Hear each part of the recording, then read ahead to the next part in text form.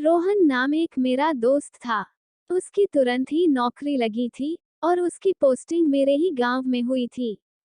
गांव से थोड़ी ही दूर पर एक बहुत बड़ा और पुराना घर था, जो कि बहुत साल से बंद पड़ा था। रोहन ने किराए पर रहने के लिए वो घर ले लिया और आराम से अपनी नौकरी करने लगा। कुछ समय बाद कुछ ऐसा हुआ।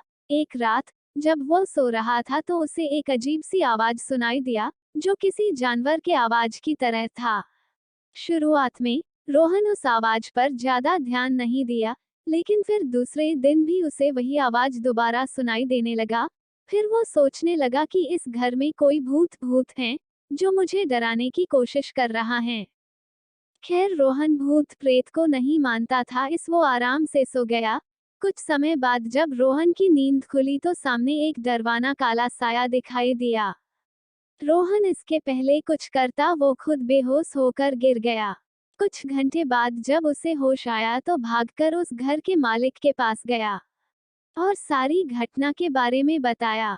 फिर मालिक ने रोहन को बताया कि हमारे घर के ऊपरी मंजिल में एक भूत भूत रहता है। बहुत साल पहले इस गांव के कुछ लोग उसके साथ गलत व्यवहार करके उसकी हत्या कर दिए थे। तब से लेकर आज तक उसकी लाश का पता नहीं चला है।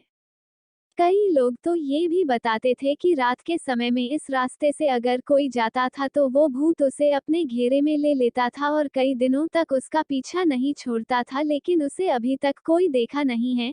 कभी कभी उसकी डरावनी आवाज सुनाई देती थी और सबकी नींद उड़ा देती थी।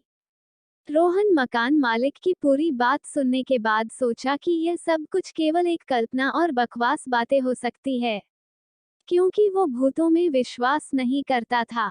इसलिए वो वहां से चुपचाप अपने घर चला गया।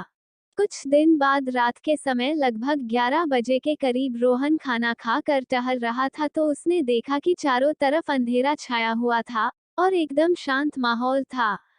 फिर उसकी नज़र दीवार पर गई और देखा कि घर के सारे दीवारों दरवाजों पर जानवरों की तरह कुछ निशानें बनी हुई थीं और बहुत से वस्तुओं को बिना किसी वजह के ही अलग अलग जगहों पर रख दिया गया था। इससे पहले उसने वहां कुछ भी ऐसा नहीं देखा था।